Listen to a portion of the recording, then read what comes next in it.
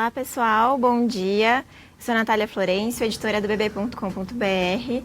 E no último domingo, dia 2 de abril, foi celebrado o Dia Mundial de Conscientização sobre o Autismo.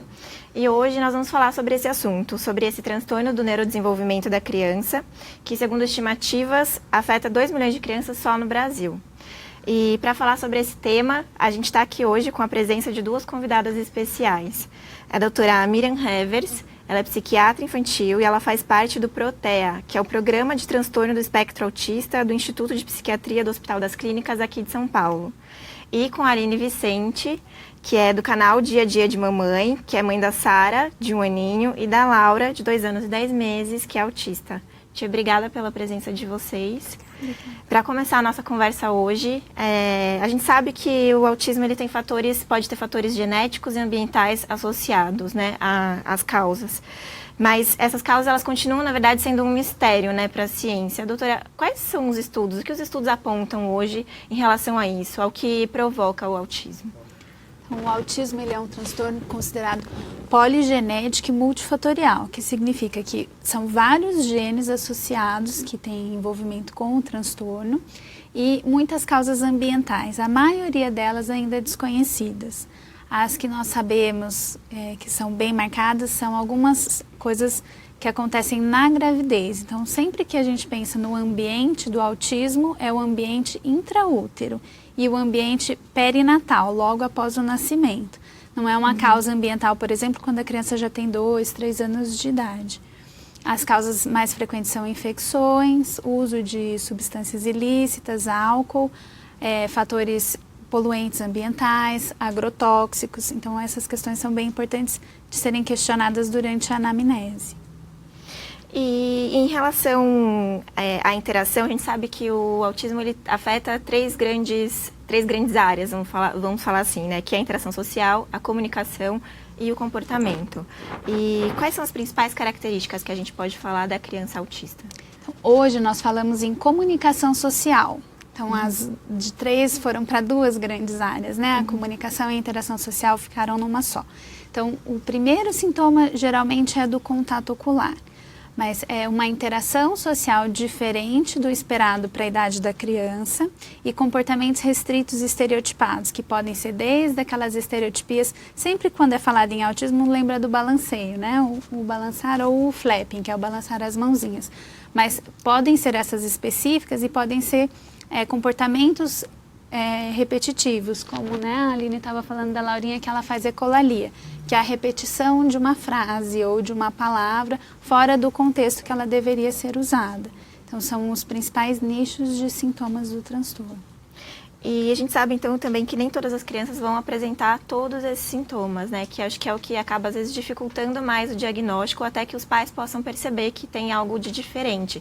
Foi isso que aconteceu com você, Aline? Como que foi esse momento da sua desconfiança até você receber o diagnóstico? Eu fiquei bastante tempo analisando a Laura, na verdade, né? Porque havia desconfiança, mas como ela era desenvolvida, me atendia na maioria das vezes que eu chamava, ela falava algumas palavrinhas soltas, às vezes tinha melhor, às vezes não, era carinhosa, porque a gente tem aquele olhar de achar que só é autista quem é o autista clássico, né? E até eu começar a investigar, ir atrás e pesquisar e ler, eu não fazia ideia de que tinha autistas que chamam autistas de alto funcionamento, que conseguem ser mais independentes, que é o caso da Laura. Então, a Laura abraça, a Laura consegue pedir algumas coisas. Então, isso me deixava bastante confusa no início. Mas ela sempre teve, desde pequenininha, ela teve os sinais. E aí, depois, né, que a gente aprende, né, que eu entendi o que era, foi que eu vi que ela já tinha sinais desde que nasceu, assim, a falta do olhar social, né, porque me olhar, ela me olha. Mas ela não tem o olhar social, ela não tem aquele sorriso social, de você olhar para ela, sorrir, ela te dá aquele sorriso de volta.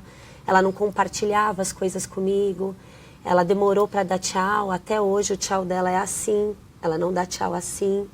Né? Hoje com a minha segunda filha eu vejo ainda mais diferenças, né? Principalmente na área social, principalmente, porque se você vê a Laura no meio do shopping ou em algum lugar, você não percebe nenhum comportamento atípico nela, né?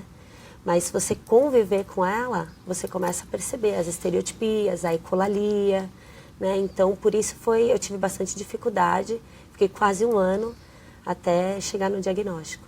Foi um ano, então, desde o momento que você começou a notar esses sinais, até você levá-la nos especialistas para receber uma resposta definitiva. Eu cheguei a levar antes, né, a Laura num outro neuro, e numa fono, o neuro inicialmente tinha descartado o autismo, porque ela ainda não falava, né?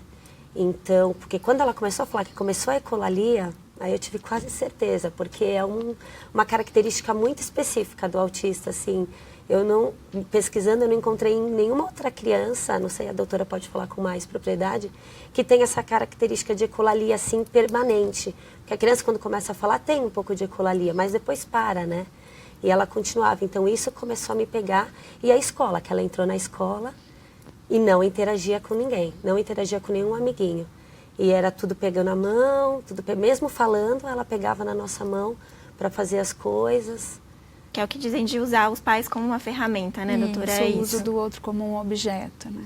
Quando a gente pensa no transtorno, por isso que a gente chama de transtorno do espectro autista, porque não é uma coisa marcada, né? As características, elas podem variar de intensidade e de gravidade. Então, na comunicação social, desde aquela criança que não fala absolutamente nada, até a criança que tem uma entonação de voz diferente e o uso da fala de forma diferenciada, né? Como é a ecolalia.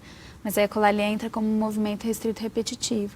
E também nos comportamentos restritos repetitivos, pode ser desde aquela criança que não consegue sair da rotina de jeito nenhum e tem muita estereotipia, até aquela criança que tem uma preferência muito grande por algum assunto ou por algum brinquedo, ou que faz o uso estereotipado dos objetos. Então, ela come de um jeito legal com o garfo, mas ela também usa o garfo para fazer um movimento que não é comum.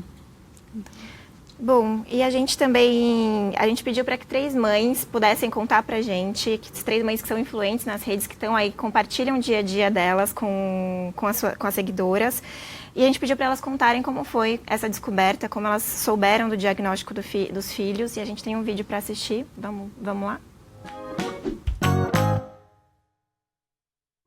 Me perguntaram se eu desconfiava de alguma coisa quando o Theo era bebê. Não, eu não desconfiava, porque eu era mãe de primeira viagem. Então eu achava que tudo aquilo que ele fazia, do tipo não olhar quando era chamado, ter uma certa fixação por rodinhas, e ele foi ficando mais introspectivo perto do primeiro aninho, eu achava que eram características da personalidade dele. Então eu não me toquei, eu não entendia nada de autismo naquela época. Eu desconfiei do autismo quando o Bernardo tinha 1 ano e meio aproximadamente. Foi um período que houve uma mudança de escola, ele regrediu, parou de falar algumas coisas que ele falava e teve uma mudança brusca de comportamento. E além disso, eu associei com outras características, como pouco contato ocular, impulsividade, não resposta ao nome e etc. Após uma peregrinação por vários profissionais, tivemos a confirmação, o que no nosso caso específico foi um momento de alívio. Eu imagino que pais que recebem essa notícia sem fazer ideia dessa possibilidade podem sentir um estado de choque, o que não é o caso de pais que já estão procurando a informação, sabendo que algo está acontecendo e querendo um norte. Para a gente, o diagnóstico foi um norte sobre quais profissionais, quais intervenções buscar. Bom, o diagnóstico da minha filha foi aos 18 meses, quando aos 14 meses o pediatra aqui nos Estados Unidos notou ausência de fala, ela não apontava, ausência de atenção compartilhada, e ela levava a gente para o lugar que ela quisesse pela mão, puxando a gente pela mão.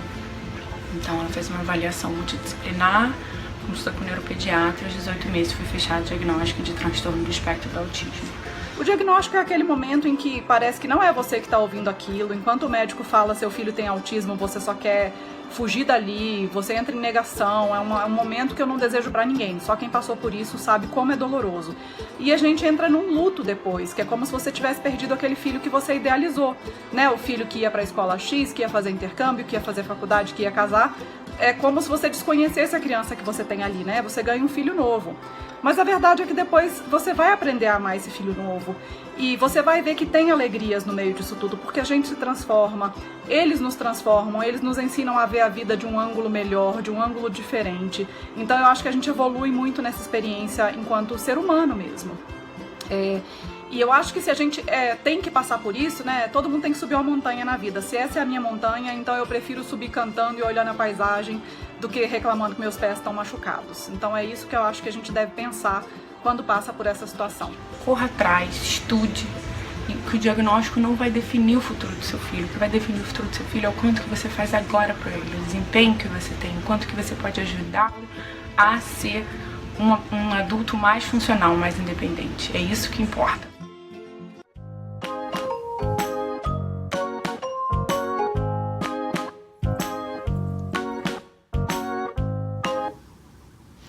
Bom, doutora, a gente viu ali a Andrea falando, né, que como mãe de primeira viagem, saber ter é mais difícil, né? Talvez tenha mais dificuldades para notar esses primeiros sinais. E a gente já tem outras dúvidas exatamente sobre isso. A Juliana pergunta se o atraso da fala pode ser o primeiro indício do autismo. A gente falou um pouquinho sobre isso no início, mas acho que é uma dúvida que as mães têm. E então, a quais sinais as mães devem ficar atentas logo nos primeiros meses? Até os 6 meses de vida, não tem diferença entre uma criança que vai posteriormente receber o diagnóstico de autismo e uma criança que não vai receber o diagnóstico. Depois, o primeiro sinal é essa questão do olhar. Então, principalmente o olhar em resposta. A criança com autismo, ela não presta atenção nos sinais sociais que a criança sem autismo geralmente presta. Então, é uma criança que não olha no olho, ou olha no olho de um jeito muito penetrante, que você percebe que ela não está prestando atenção no que você está querendo dizer com aquele olhar. Ela simplesmente está olhando, por exemplo, para uma manchinha que tem dentro do olho da mãe. É uma criança que não compartilha, então ela não olha para um objeto e olha de volta para a mãe, pedindo aquele objeto ou perguntando pela aprovação se ela pode ou não. E depois, alguns comportamentos restritos repetitivos já podem acontecer nessa idade, né, como preferência por alguns tipos de barulho, ou o olhar para objetos que piscam, ou incômodo com algumas texturas, por exemplo, uma criança que não consegue vestir determinado tipo de roupa. Isso também é um sinal que a mãe pode ficar atenta, bem precoce. A gente tem uma outra dúvida aqui, que é da Ana Carolina. Ela pergunta: uma criança de 18 meses que não fala, mas interage e se comunica de forma não verbal, deve levantar preocupação quanto à possibilidade do autismo? Essa criança precisa de uma avaliação mais detalhada, porque aos 18 meses ela já deveria falar, mas se ela tem uma interação muito boa, ela pode ter outros transtornos, como o DEL, que a gente chama que é o transtorno da comunicação expressiva ou receptiva, e o transtorno de comunicação social, que são diagnósticos diferenciais do autismo. Mas ela precisa de uma avaliação especializada. E tem uma mãe que perguntou pra gente, a Estefânia, ela pergunta se o DTH, que é o déficit de atenção e hiperatividade, se seria um tipo de autismo. Acho que vamos diferenciar, né, doutora? Não. O transtorno de déficit de atenção e hiperatividade, que a gente chama de TDAH, ele pode acontecer junto com o autismo, mas são coisas diferentes. Então, a criança pode ter autismo e TDAH, ela pode ter só autismo e ela pode ter só TDAH. E a gente tem uma outra mãe também, a Caroline Pinheiro. Ela falou: tem profissionais que dizem que não é possível fechar um diagnóstico tão cedo, como no caso da Bianca, foi fechado aos 18 meses. Alguns dizem que a criança alguns dizem que a criança tem que primeiro ter a oportunidade de se desenvolver. Então, como que é essa questão? O diagnóstico pode e deve ser fechado o mais cedo possível. Algumas vezes o caso é mais leve e realmente a gente só consegue ter certeza um pouco mais tarde. Mas quanto antes, melhor. Antigamente, era exigida a idade de 3 anos, a idade mínima de 3 anos para falar que a criança tinha ou não o diagnóstico. Mas isso não é o que acontece hoje. Então, quanto antes, o diagnóstico precoce é o que vai ajudar também na estimulação dessa criança, né? Exatamente. E foi o que aconteceu com você, né, Aline? Você soube, ainda bem, muito cedo da Laurinha. Queria que você falasse um pouco sobre isso. As pessoas falam muito no tempo da criança, né? Que foi o que a mãe escreveu. Deixar a criança se desenvolver.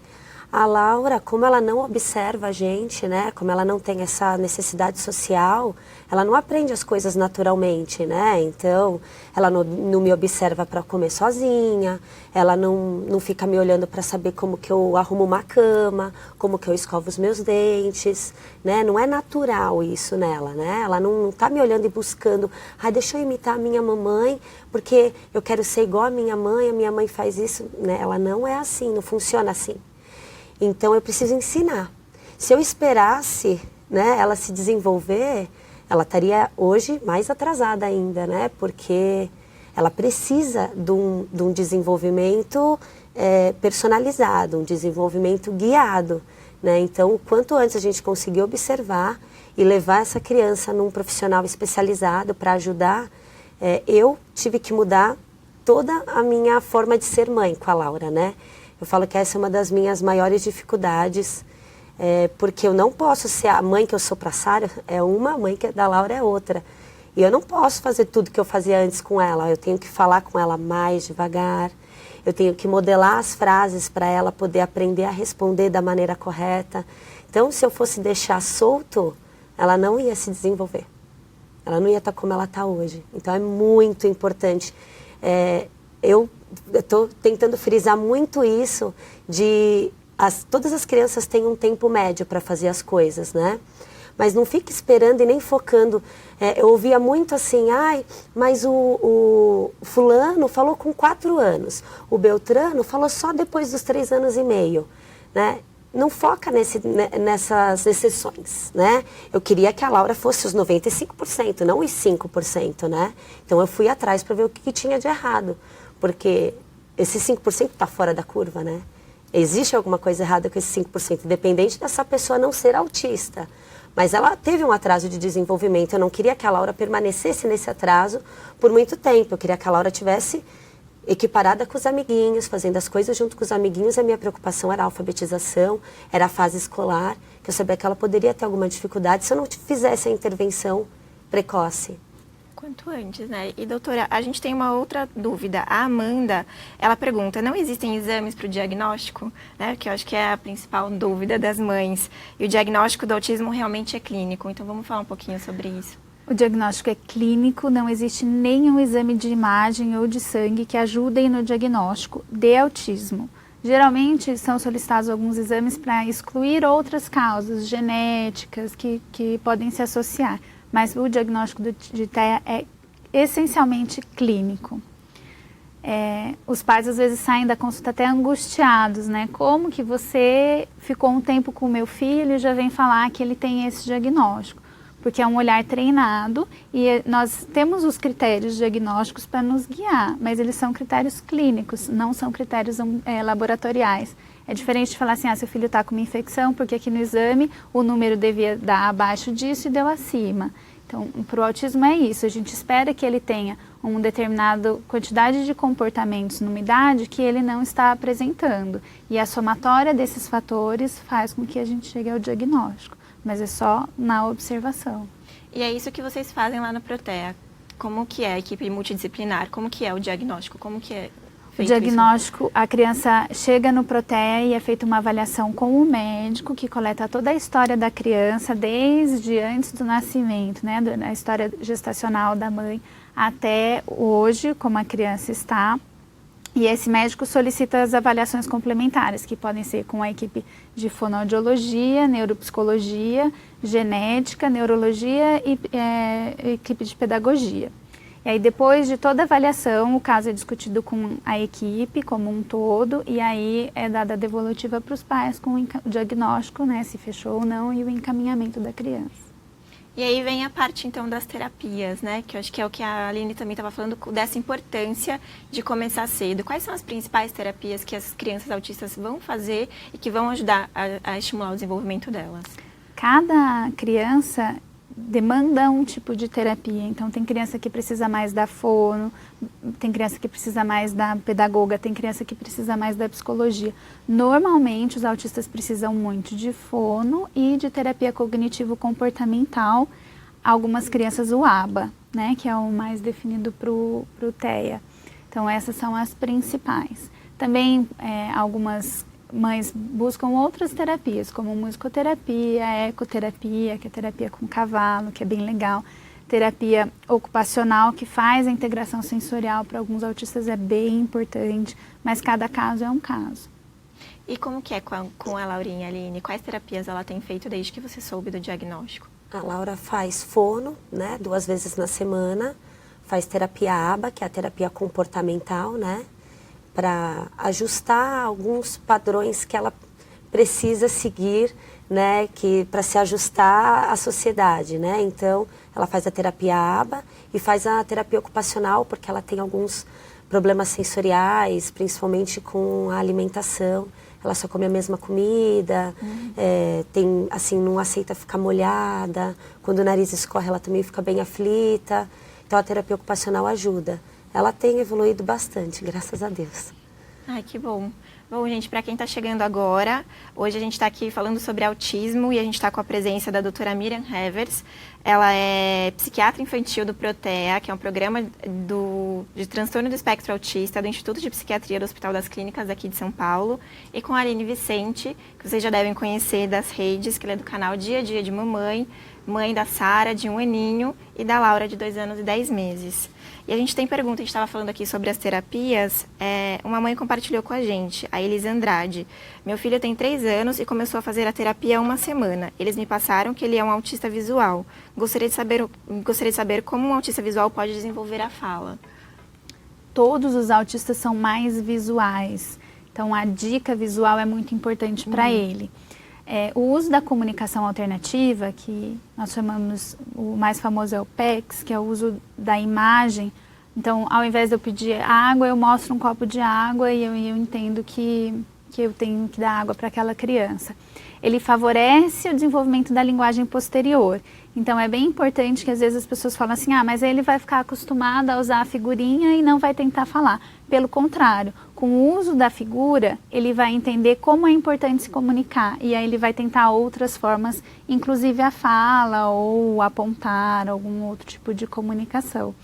Então, é bem importante seguir as terapias, né? E aí a fono que vai orientar e falar qual que é melhor para aquela criança, para ele desenvolver a fala. E a gente tem uma outra dúvida, da Glaucia. Ela pergunta se o isolamento é uma característica do autismo. Ela falou, no caso dela, a criança dela tem 1 ano.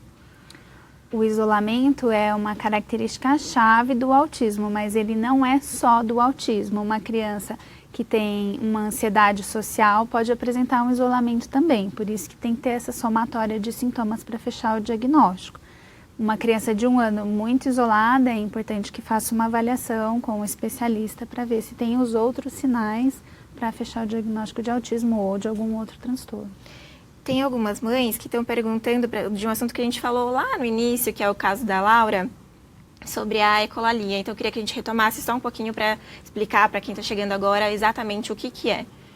A ecolalia é a repetição de uma frase ou uma palavra sem função de comunicação. Então, por exemplo, ao invés de falar quero água, porque eu quero água, eu fico nervosa e eu fico repetindo quero água, quero água, quero água, quero água. Não tem uma função de pedir ou solicitar algo ou até de mostrar um desejo ou um interesse. É uma simples repetição.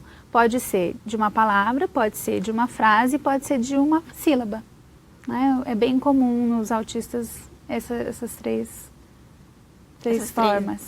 E Aline, você sentiu que a Laurinha ela se isolava? Esse era um dos sinais ou foram outros indícios assim que você percebeu com ela? A Laura, na verdade, ela não, na escola sim, eles me falaram que ela preferia ficar com os livros do que ficar com as crianças, porque eu acho que lá devia ser um ambiente diferente, crianças que ela não conhecia muito bem, mas em casa com os primos, né, que ela via com mais frequência, ela ficava perto, mas não interagia. Então, assim, se a pessoa olhasse, até parecia que ela estava brincando com os primos, assim, mas não, ela só ficava perto. Ela, no mesmo brinquedinho, ela brincava ali e o primo do lado. Então, se o primo tentasse alguma comunicação, não. Teve até uma cena que meu marido me contou, eu falei, ainda bem que eu não vi, porque eu ficava muito aflita, a gente ainda não tinha o diagnóstico. E ele estava na brinquedoteca da academia com ela e veio uma amiguinha dela, né? E ela estava sentada brincando, a Laura, e a amiguinha veio e Laura, Laura, Laura, Laura, Laura.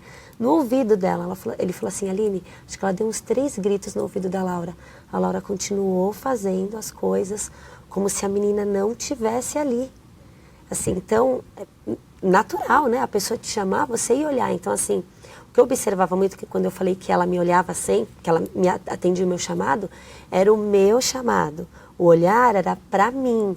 Então, para as pessoas que ela, do círculo dela, né? Se vier um desconhecido falar com ela, chamar ela, não recebe o olhar, até hoje, é bem difícil.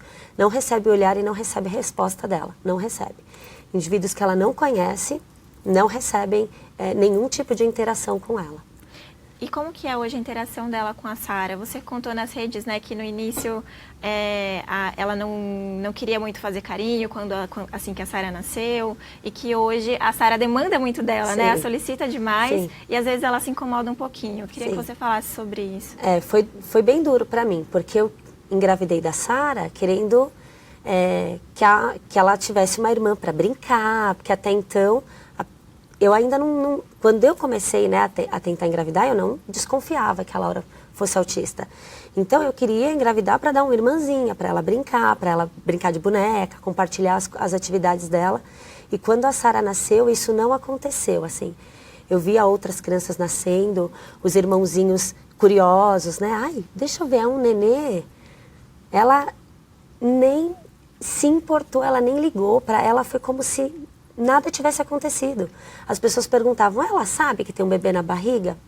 Ela não entendia. Para mim, eu acho que ela não entendia mesmo. E aí, quando a Sara nasceu, ela ignorou totalmente. Então, se eu colocasse a Sara num tapetinho brincando, ela pulava a Sara. Mas ela não olhava. A única coisa que ela fazia, às vezes, era mexer no cabelinho da Sara, mas assim, acho que era alguma coisa sensorial, não para interação. E aí, agora, ela começou a observar a Sara, porque ela foi obrigada a observar a Sara, porque a Sara fica atrás dela o dia inteiro, né? A Sara fica pegando ela, a Sara põe a boca nela, a Sara chama ela, né?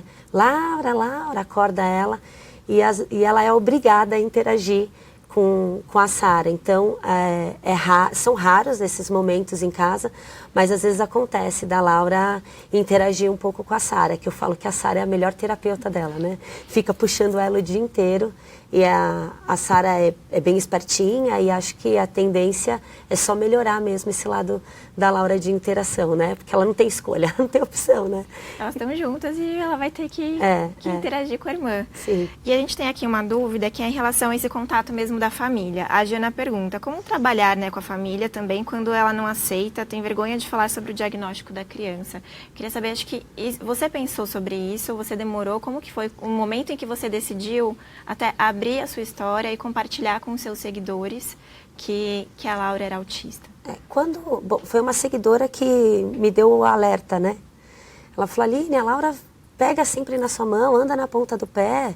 Me deu algumas características e disse que o filho dela tinha sido diagnosticado justamente por causa daquelas características. Aí eu comecei a investigar e primeiramente eu falei com a minha mãe e com a minha irmã, né? Já falei chorando, eu falei, observa a Laura, olha como ela anda, olha como ela faz. Mas, é o jeito dela, ficamos só observando, tentamos a escola. E aí depois só que eu fui contar para a família do meu marido. Eu fiquei com um pouco de medo deles não aceitarem, né? E realmente, inicialmente, eles não aceitaram, né? Não, ela não tem nada. E a minha família conseguiu compreender melhor, né? Minha mãe, minhas irmãs. Lógico que quem está muito perto passa pela fase de negação, assim como a mãe, né? Não tem como. Então, quando eu ouvi dele, ela não tem nada, meu sogro, né, ele ficou até bem, acho que ele ficou chateado, né, ficou assustado, porque também não conhecia nada, ele negou assim a princípio, não, ela não tem nada, ela faz isso.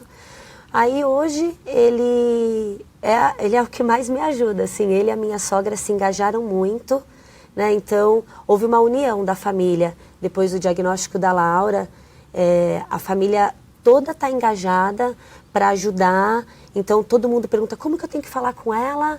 Como que eu tenho que agir com ela? Eu posso chegar e abraçar? Eu posso beijar? Como é que eu faço? Ela é apaixonada pelo avô, né, que é o meu sogro. Então, a princípio, sim, houve a negação, é normal. Então, bastante mães falam para mim, o meu marido não aceita, o meu sogro não aceita. E eu falo, tenta ver pelo lado da negação, né? A gente passa por isso inicialmente, óbvio que eu ficava pensando, não é possível, a Laura não é, fiquei muito tempo nisso. Então a gente tenta ver por esse lado que a família também pode ter essa visão, né? De não querer aceitar uma criança diferente, né? Que a gente não escolheu, né? A gente foi Aí é um presenteado, processo sim. da família toda, né? Da família Sim. toda se envolver e aos poucos descobrindo esse universo, né? Sim, é bom a família se envolver. Sim, tem gente que esconde, não foi em nenhum momento uma opção para mim, né? No entanto que eu abri com os seguidores também, porque mais cedo ou mais tarde as pessoas iam achar alguma coisa estranha, né? Na Laura, assim, alguns comportamentos que não estavam adequados para a idade, né? Alguns estão, outros não, alguns mais avançados, na parte pedagógica principalmente. A Laura é mais avançada do que outras crianças, mas as pessoas iam começar a perceber, eu achei melhor abrir, assim, até me sentir bem, por poder falar, por poder compartilhar isso com as pessoas.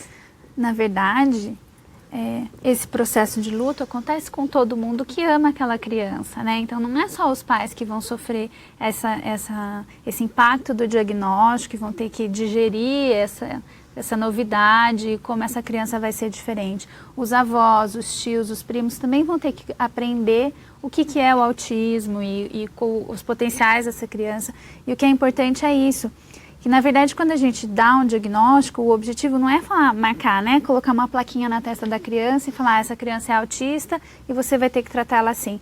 Não, o objetivo do diagnóstico é direcionar o tratamento. Ponto. Aquela criança vai continuar sendo a filha, a neta, a prima, que vai receber, basicamente, da família amor. E o que acontece com o autismo é que muita gente tem na cabeça aquele autista clássico, que tem algumas coisas específicas e que faz muito estereotipia, que nunca vai falar com ninguém, que não vai dar beijo, que não vai dar abraço, e que na verdade não é nem a maioria dos autistas. Então é importante a família ler, estudar, entender o que é o diagnóstico, as terapias para ajudar os pais. Isso é fundamental. E, doutora, a gente está recebendo muita dúvida e a gente tem aqui uma pergunta da Renata. Ela diz, meu filho teve AVC isquêmico e depois disso notei as características do autismo. Hoje ele já tem o diagnóstico, mas queria saber se o AVC tem relação com o autismo. Acho que é muito comum, quando a gente vai pesquisar sobre o transtorno, de muitas mães falarem, ele não apresentava nada, mas aí ele teve uma infecção, uma febre e depois disso eu comecei a notar as mudanças. Por que pode acontecer isso? O AVC isquêmico pode ter lesionado algumas regiões do cérebro que são importantes para a socialização e daí ele tem comportamentos autistas. Ou ele pode teria o autismo com ou sem o AVC. Depende muito da criança, é difícil falar. Mas é comum buscar algo para marcar aquela alteração de comportamento. Então, ele teve uma febre, depois da febre ele ficou assim. Na verdade, algumas coisas já aconteciam antes, mas depois da febre apareceram com uma intensidade maior. A criança, quando fica doente, ela busca o conforto. E o conforto do autista é diferente do conforto das outras crianças. Então, o autista busca o conforto na estereotipia, por exemplo, que pode se intensificar num período de doença. E aí fica mais nítido. Uma coisa que é bem dita, né, na questão das vacinas, que recebeu a vacina dos 2 anos e a partir daí desenvolveu características do autismo. Na verdade é porque aos 2 anos as características ficam mais evidentes, porque é um período de maior socialização da criança, é o período que a criança está começando a formar frases, é o período que a criança busca mais interação com os pares. Então, é um período que a criança começa a ir para a escola, geralmente, e aí realmente as características aparecem. Então, não é por causa da vacina, é por causa da idade, mas como foi naquela idade que aconteceu. Essa é uma questão, na verdade, até que a gente precisa desmistificar completamente, né? Exatamente. Essa questão da vacina, que já houve um estudo que foi completamente banido depois, né, pela toda a equipe acadêmica, todos os cientistas, dizendo que não tem nenhuma relação com as vacinas. Em 2014, foi feito um novo estudo que confirmou que não tem relação nenhuma da vacina com o desenvolvimento do autismo. Então, as mães devem vacinar os seus filhos. O benefício da vacina é infinitamente maior do que os efeitos colaterais que ela pode trazer, e o autismo não é um deles. E a gente tem aqui uma outra dúvida da Amanda. Ela fala, sabemos que quem tem filho com diagnóstico de autismo tem 20% de chances a mais de ter um segundo filho com um transtorno. A Aline engravidou da Sara e ela pergunta se você pensou nisso. E aí depois, doutora, eu queria que você falasse então sobre essas chances de ter um segundo filho, ou até no caso de irmãos gêmeos. Eu pensei. Quando eu comecei a desconfiar mesmo, né? Porque, como eu disse, quando eu tentei engravidar, eu ainda não sabia. Então, foi na época que a Sara estava para nascer, eu pensei, e aí, quando eu recebi o diagnóstico, foi na fase que a doutora acabou de comentar, que a criança começa a interagir mais, que é depois dos 6 meses, começa a sentar, engatinhar, a fase de apontar. Eu observava tudo minuciosamente na Sara, assim. Eu fiquei bem calada, eu não compartilhei com ninguém, a não ser com a Bianca, que até apareceu aqui no vídeo, sobre isso, assim, a minha preocupação, era uma preocupação muito grande, e fiquei observando tudo, né? Se ela olhava, se ela apontava, se ela falava, se ela tentava me imitar. E sim, eu fiquei com muito medo. E quando eu passei na consulta com o neuro, nós conversamos sobre um terceiro filho, porque o autismo é dominante em meninos, né? E provavelmente o caso da Laura é genético, né? Não dá para ter 100% de certeza, mas provavelmente sim pela genética da minha família e do meu marido. Tem alguns, não caso de autismo na família, mas tem caso de depressão, esquizofrenia, epilepsia, e que podem ter se cruzado na Laura, né, e ter causado o autismo inicialmente, né? Então, eu prefiro não ter outro filho, não ter o terceiro filho, porque é difícil você pagar terapia, você tem um trabalho muito grande com a criança. Assim, eu acho que se eu não tivesse a Sara, se eu não tivesse engravidado da Sara, eu nem teria a Sara. Eu teria ficado só com a Laura, assim, porque eu tenho muita dedicação com ela, né? Para ela poder evoluir, para ela poder ser independente, minha preocupação com ela é enorme. Graças a Deus a Sara é neurotípica, e ela aprende as coisas naturalmente, eu não preciso ficar muito em cima dela, né? E ela está ajudando. Ai, que bom. Então, doutora, fala um pouquinho sobre isso, sobre essa questão, então, das chances de ter um segundo filho com autismo. A chance é 10 vezes maior do irmão ter do que na população geral. Então, quando você tem um irmão mais velho, autista, você tem 10 chances a mais do que a população geral de ter um novo filho autista. Quando é menina, a chance é maior do que quando é menino, porque a menina tem realmente uma carga genética mais poderosa para o TEA do que o menino. E em gêmeos que são monozigóticos, que são 100% iguais geneticamente, a taxa de concordância é de 90%. Então, 90% dos gêmeos monozigóticos, quando um tem autismo, o outro é diagnosticado com autismo também. O que é interessante notar é que são autistas diferentes. Então, mesmo nos gêmeos que têm 100% da genética igual, o autismo pode aparecer em um verbal e no outro averbal, ou um com mais estereotipia e o outro com mais dificuldade na comunicação social. Então, para mostrar que a genética é sim muito importante, mas ela não é determinante, nem em como esse autista vai se desenvolver e nem no aparecimento da doença. E a gente tem uma outra dúvida aqui, doutora, que é sobre a síndrome de Asperger, que as pessoas estão perguntando sobre como diferenciar, né?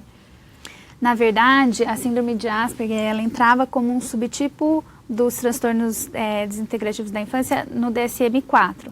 A partir de 2013, com o surgimento do DSM-5, não existe mais esse diagnóstico de síndrome de Asperger. O que existe é transtorno do espectro autista de alto funcionamento. Então, a síndrome de Asperger entrou no transtorno do espectro autista. Então, os Aspergers que receberam o diagnóstico antes, hoje eles são considerados como tendo o autismo. E a gente tem uma outra dúvida da Thaís Oliveira. Ela fala em qual médico devemos levar primeiro para saber, né, para descobrir que a criança tem. E tem uma outra mãe que perguntou como que ela pode participar do Protea, como pode levar no Protea. O médico é ou um neuropediatra ou psiquiatra da infância e adolescência, são os médicos que têm um estudo maior para fazer o diagnóstico. E aí, no final do programa, eu vou deixar o e-mail do Protea, então é só mandar um e-mail com os dados da criança que eu respondo e aí já imediatamente entra para a lista de triagem. Qual que é o e-mail? Pode falar que depois a gente deixa nos comentários para todo mundo. É autismousp@gmail.com. Não, tá ótimo. Então, para quem tiver dúvida, a gente vai deixar aí também. Podem entrar em contato com o Protea. E a gente tem uma outra dúvida da Cecília, que ela fala como distinguir a introspecção do espectro autista. Então, para ter o diagnóstico do TEA, você precisa de duas características chaves. Uma é alteração na comunicação social, que aí entraria a introspecção, mas a criança também tem que ter associado comportamentos restritos e estereotipados, que daí podem ser ou a estereotipia, ou a ecolalia, ou uma alteração sensorial de hipo ou hiperresposta. Então, uma criança que responde muito ou pouco a um som, a criança que não tolera, por exemplo, ligar o liquidificador ou o aspirador de pó, ou uma criança que, quando passa um carro e buzina, não responde àquela buzina, não olha, não se assusta. Então, não é só a introspecção é um dos critérios. A criança precisa ter também o critério B, que é o de comportamento restrito estereotipado. E a Roberta pergunta se existem graus de autismo. Podemos falar um pouquinho sobre isso? Até depois, Aline, que você também desse o seu depoimento em relação à Laura. Tá. O grau de autismo ou a gravidade é determinado por quanto de ajuda a criança precisa para resolver problemas simples. Então, para pedir um copo de água ou para interagir com um amigo, ela precisa de muita ajuda, ela precisa de média ajuda, ela precisa de pouca ajuda. Então, uma criança de alto funcionamento precisa de pouca ajuda no seu dia a dia. Uma criança com um autismo grave precisa de muita ajuda. Uma criança que não consegue comer sozinha, por exemplo, uma criança que não consegue tomar banho, uma criança que não consegue fazer as atividades do dia a dia com independência. Então, esse a gente considera grave. Uma criança que consegue fazer as atividades do dia a dia, mas tem dificuldades em algumas características, é a criança que a gente considera leve. E, então, Aline, como que foi com a Laurinha em relação ao diagnóstico dela?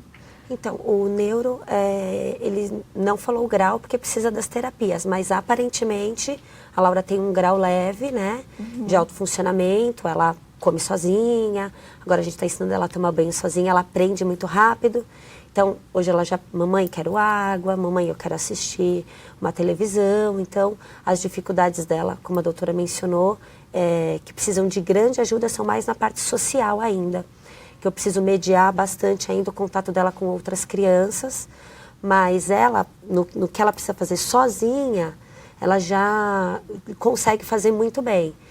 Ela se desfraldou, eu falo, né? Ela pediu para fazer xixi no banheiro e saiu das fraldas. E foi bem rápido, eu achei que eu fosse ter mais dificuldade. Então, tudo ela aprende muito rápido, assim. Então, que a gente quer deixar ela o mais funcional possível e melhorar muito essa questão da socialização mesmo, que é a maior dificuldade dela. E a gente tem uma outra dúvida aqui da Roberta. Ela pergunta em relação à alimentação. Então, dessa seletividade da criança. E até, né, doutora, como a gente estava falando antes, queria perguntar em relação ao glúten, que eu acho que é uma coisa que as mães hoje têm falado muito sobre a influência do glúten no comportamento da criança autista. Quer falar da Laura? A Laura tem seletividade alimentar, ela come todo dia a mesma comida, né?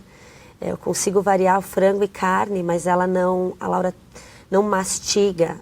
Se ela precisar de esforço para mastigar, ela não come. Então, a comida dela tem que ser, não precisa ser necessariamente pastosa. Ela come arroz e feijão sem amassar, mas são coisas mais moles, mais macias, que eu acredito que seja alguma coisa sensorial, né? E de cor, ela cheira antes de comer, acho que ela quer ter certeza. Então, quando eu vou em restaurante, ela não come nada em restaurante, ela só come, dá preferência para minha comida. E então dá um pouquinho de trabalho nessa parte, mas é algo sensorial que a gente tem como trabalhar e melhorar muito. A alimentação no autista ela pode ser restritiva por dois motivos, ou pela questão da restrição de comportamento, de fazer sempre do mesmo jeito. Então, eu aprendi a comer arroz e feijão separado. Se misturar o arroz no meio do feijão, eu não como mais. Ou pode ser uma questão sensorial. Eu não gosto de comida crocante, eu não gosto de comida amarela, eu não gosto de comida pastosa. Tem criança que não gosta de caldo, que só come o que é sequinho. Então, isso depende muito de cada criança. Ela escolhe o que ela vai comer e ela tem uma restrição dos outros tipos de alimentos. Então, uma criança que é muito acostumada com mamadeira, ela ingere tudo que consegue colocar na mamadeira, mas ela não come com garfo e faca, por exemplo. Ou uma criança que não gosta de nada líquido, ela gosta de algo crocante, por causa da textura do crocante na boca. É uma questão sensorial que deve ser trabalhada daí com a terapeuta ocupacional e tem chance de melhora. A questão do glúten é bem importante. Os autistas, eles tendem a ser mais alérgicos a qualquer coisa. Então, tem mais autista alérgico a glúten do que na população em geral. Mas ele só vai responder a uma dieta restritiva se ele for alérgico. Então, uma criança com alergia à lactose, com autismo ou sem autismo, se ela ingere ingredientes com a lactose, ela vai ter dor de estômago, ela pode ter mais gases e isso gera um incômodo. Como o autista tem dificuldade de falar, estou com dor, o incômodo dele vai aparecer em forma de irritabilidade, alteração de comportamento. E aí, quando a mãe começa a dieta, ele melhora muito o comportamento, mas porque ele está confortável com ele, não por causa da dieta. Então, a dieta ela é recomendada para crianças que são alérgicas, tendo ou não autismo. O autista já é seletivo por natureza, né? Imagina eu pedir para a Laura não comer, então, mais glúten. Eu vou restringir mais ainda a dieta de uma criança que já é restritiva. E o meu objetivo é generalizar. Então, eu vou na contramão da terapia. E a parte da socialização também, né? A Laura não é alérgica, então ela está num lanchinho com os amigos na escola, a gente tenta dar o que está todo mundo comendo, né? Então, para ela fazer parte do grupo, né? Se a gente tiver que restringir, a gente acaba isolando um pouquinho mais, né? Ela come diferente, nossa, por que ela não pode? As crianças não entendem Acabam muito. tendo disso, E né? até, por exemplo, evitando situações sociais que envolvam comida, que é péssimo. Eu preciso colocar essa criança o mais tempo possível em contato com as outras crianças. Então, eu não vou levar meu filho no aniversário, porque lá vai ter um monte de comida que ele pode manifestar interesse e ele não pode comer. Então, eu deixo de levar numa situação social que seria riquíssima por causa da alimentação. Então, eu prejudico mais do que beneficio. Bom, a gente está quase chegando, então, ao fim do nosso live. Aline, eu queria fazer uma última pergunta que muitas mães perguntaram aqui, muitas mães mandaram, que é em relação ao se o seu pediatra não chegou a desconfiar em nenhum momento. Queria que você falasse sobre isso e também, para a gente encerrar, deixasse um recado para as mães que estão passando por esse momento do diagnóstico, descobrindo agora o autismo. Não, o pediatra em nenhum momento desconfiou. Eu havia comentado com ele sobre a fala, né, que a Laura estava demorando um pouco para falar, mas ele falou, me pediu para procurar uma fono, mas não, em nenhum momento ele cogitou o autismo. A consulta era muito rápida, era peso, medida, tá tudo bem, se tá doente passava alguma coisinha. Era bem superficial, né? Não existia um questionário, a Laura já senta, quantas palavrinhas a Laura fala, como que tá a coordenação, cognitivo, não havia esse tipo de questionamento, então eu acho que passou batido, assim, e como é que ela tá? Ela tá bem, né? Saudável. Era essa a pergunta e eu respondia que sim, né? Ela estava saudável, mas acho que faltou um pouco, assim, esse olhar mais atento para a parte cognitiva, motora, faltou. E ele não desconfiou mesmo. Acaba sendo comum, né? Muito comum. É comum e é preocupante, porque o pediatra é que tem mais contato com as crianças nessa faixa etária. O que eu gosto de falar para os pais é que os pais sabem, né? Os pais conhecem, a pessoa que mais conhece o seu filho é o pai e a mãe, que está o tempo inteiro com ele. Então, se tem alguma desconfiança, se o médico falou que não é nada, mas ainda tem aquela pulga atrás da orelha, procura outro médico, procura fono, procura um outro profissional para ter um olhar diferenciado para confirmar ou excluir.